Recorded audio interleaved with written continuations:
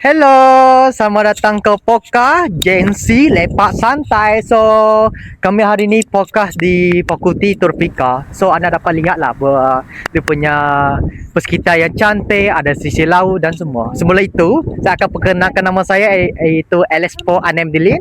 Nama saya Nurul Balkis binti Saipi. Nama saya Nurfina binti Amir Kadir.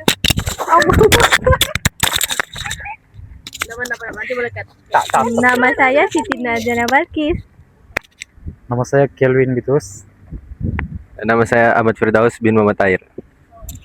So, kita punya podcast hari ini, kita akan berceritakan tentang isu skandal yang berlaku di Malaysia ketika tahun 2015 hingga 2018, itu skandal SRC, iaitu Syarikat Sendi Berhad yang di bawah oleh NHSD. So, isu skandal ini dia telah lama ketika itu pada tahun 2015 hingga 2018. Time tu Perdana Menteri kita yang ke berapa ya, ada yang macam tu lah rupanya, iaitu Najib kita, Dato' Seri Najib, yang telah memerintah daripada tahun 2014 hingga 2018. So ketika pemerintahan beliau itu, dia punya ada satu syarikat yang telah menjadi isu ketika itu akibat penyelewengan duit sebanyak 40 juta ringgit. So hari itu kita di sini kita nak membincangkanlah kesan-kesan skandal itu kepada negara kita. So adik-adik, macam mana? Mau ada bercakap ke apa-apa ke? Macam mana rasuah tu boleh berlaku? Oh, rasuah ni sebenarnya boleh berlaku akibat dia punya sikap tamak daripada individu tu lah. Selain itu juga pada pandangan saya mungkin kurang dididik agama lah, kan? Betul-betul. Bagi saya, rasuah dalam kes SRC International ni berlaku melalui beberapa peringkat yang menunjukkan bagaimana penyalahgunaan kuasa dan kelemahan pengawasan boleh menyebabkan penyelewengan dana dalam berskala besar berlaku. Oh, penyelewengan dana. Tapi jika saya bagi duit ni besar ni lah, awak nak ambil ke ataupun kamu nak lapor? Lapor. Oh, ya ke? Betul. Okey, continue je. Okay. So, SRC ni ditubuhkan sebagai sebuah syarikat strategi milik kerajaan yang bertujuan untuk membuat pelaburan dalam sektor tenaga sumber asli sama ada di dalam atau luar negara. Jadi, penubuhan syarikat ni pada asalnya bertujuan untuk menjana keuntungan serta membantu pembangunan ekonomi negara.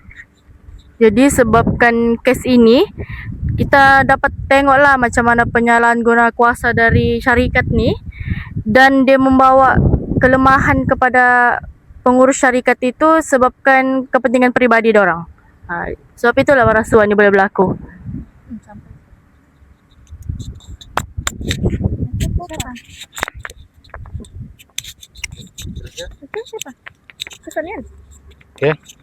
Seterusnya, skandal SRC ini memberikan kesan kepada negara kita. Antara kesan dia adalah kesan terhadap ekonomi negara, yaitu skandal SRC ini telah menyebabkan pelaburan asing kurang yakin untuk melabur di negara kita. Mereka mula meragui tahap ketulusan dan pengurusan keuangan negara kita. Selain itu, reputasi institusi keuangan juga turut terjejas akibat kes ini. So, sebagai langkah yang kerajaan boleh ambil untuk mengatasi isu rasuah NHSDB ni, macam mana? So, pada pandangan anda, macam mana dia punya langkah tu? Okey, terdapat banyak langkah. Tetapi antara salah satunya penguatkuasaan daripada SPRM. Macam yang kita tahu, SPRM ni dia punya peranan penting. Dia kan satu benteng utama untuk membanteras rasuah ni. Jadi tindakan dorang ni pun mestilah yang bebas daripada pengaruh politik atau mana-mana pihak yang berkepentingan. Jadi bila siasatan dah pun dilakukan secara adil dan telus, keyakinan masyarakat pun akan lebih meningkat. Tapi siasatan tu mestilah dilakukan secara adil dan jujur. Jadi hukuman yang setimpal pun akan diberikan kepada pesalah untuk tak kira pangkat atau kedudukan dorang, barulah cara ni masyarakat akan sedar yang rasuah ni tidak boleh dipandang ringan. Seterusnya, langkah melalui langkah melalui pendidikan integriti daripada bangku sekolah dan juga IPT. Macam yang kita tahu, pendidikan ni bukan daripada akademik semata-mata, dia dapat juga membentuk kepribadian individu tu untuk jadi lebih jujur, sebab generasi muda sekarang perlu dididik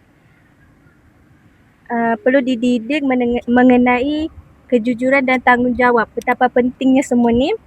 Jadi pendidikan ni, dengan cara ni kita dapat melahirkan masyarakat yang bertanggungjawab dan sedar dengan maruah dan integriti yang jauh lebih bernilai daripada kekayaan yang diambil namun bukan dengan cara yang halal. Seterusnya kita ada langkah audit bebas dan berkala yang dijalankan terhadap dana awam. Okey, maksud audit bebas ni ialah semakan kewangan yang dilakukan oleh pihak luar yang tidak mempunyai apa-apa kepentingan dalam organisasi atau macam kerajaan lah begitu. Jadi, audit bebas ni dia penting. Kenapa dia penting? Sebab dia memastikan setiap transaksi apa-apa kewangan di luar tu dipantau secara telus dan teratur. Kalau ada unsur macam penyelewengan, salah guna kuasa atau kehilangan wang, perkara tu dorang boleh kesan melalui audit bebas ni. Jadi sebelum menjadi lebih serius lah. Dalam kes seperti skandal SRC International ni, kalau audit yang lebih ketat dan konsisten dijalankan dari awal, mungkin aliran wang yang mencurigakan dapat dikesan dengan lebih cepat lah. Jadi risiko rasuah dan penyalahgunaan dana tu boleh dikurangkan dari awal lah gitu. Seterusnya pula langkah perlindungan pemberi maklumat. Okey, langkah ni dia ialah perlindungan kepada pemberi maklumat atau kita panggil dia whistleblower. Okey, mereka ni ialah individu yang berani melaporkan salah laku macam rasuah atau penyelewengan dalam organisasi itulah. Tapi dalam realiti ramai kan takut mau bagi tahu benda ni sebab dorang takut dorang akan kehilangan kerja, dorang diugut atau dorang dapat tindakan apa-apalah untuk mendedahkan perkara yang betul. Sebenarnya salah. Jadi perlindungan maklumat ni penting lah untuk dorang. Sebab tu kerajaan juga menyediakan perlindungan undang-undang dan menjaga identiti pemberi maklumat supaya mereka rasa lebih selamat untuk membuat laporan. Okey, selain daripada peringkat kerajaan, peringkat ibu bapa, apa yang boleh dilakukan ibu bapa untuk mengajar kita sejak kecil lagi supaya tidak mengamalkan rasuah? Macam mana itu, Firdaus? Bagi saya, ibu bapa perlu menunjukkan benda ni sejak dari kecil, mengajar budak-budak ni macam mana tidak perlu ambil rasuah, supaya berani katakan jangan ambil rasuah ni. Lepas tu kena jujur lah, Okey, jujur lah. jangan mudah terpedaya dengan nilai yang besar. Jadi kita kena katakan tidak lah. So seterusnya, Kevin, di peringkat pendidikan ataupun sektor pendidikan, apa ya langkah-langkah kita boleh diambil untuk mencegah amalan rasuah ni apabila kita sudah masuk alam pekerjaan? Okey. Bagian pendidikan. Ya, langkah-langkah diambil dari segi pendidikan. Okey, dari segi pendidikan topik ini harus dimasukkan dalam silibus mata pelajaran seperti pendidikan moral mungkin supaya dapat mendidik masyarakat tentang bahayanya rasuah dan kesannya terhadap ekonomi dan negara. Selain itu Iya, dalam tapi bukan sekarang pun kita tengah ambil KIAR kah? Kursus anti rasuah kan dan integriti. yes betul, tapi mungkin topik ini perlu diawalkan sejak sekolah rendah. Oh, faham? Setuju? Dengan langkah-langkah ni, melalui semua langkah-langkah ni dia tetap akan balik kepada diri kita sendiri. Sebagai individu, kalau kita faham, kalau kita tahu tu salah kita jangan buat. Biar putih mata jangan putih. Itulah. Okey. Lepas tu sentiasa bagi diri kita ni ada pegangan agama. Kalau memang sudah salah, kita tahu dia punya risiko, dia punya memang salah lah. Betul.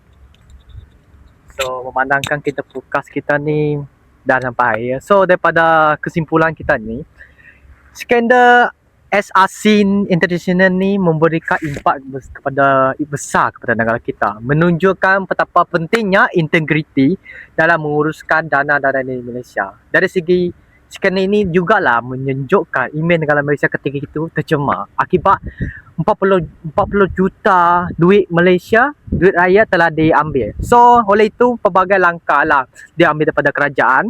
Janganlah mengamalkan amaran rasuah, sebab kenyang-kenyang pun kamu tak untung jugalah, sebab di syurga nanti ataupun di akhirat kamu akan diterjunkan ke neraka. Betul, setuju. Okey, itu saja dari kumpulan kami. Terima kasih. Sekian, terima kasih. Bye.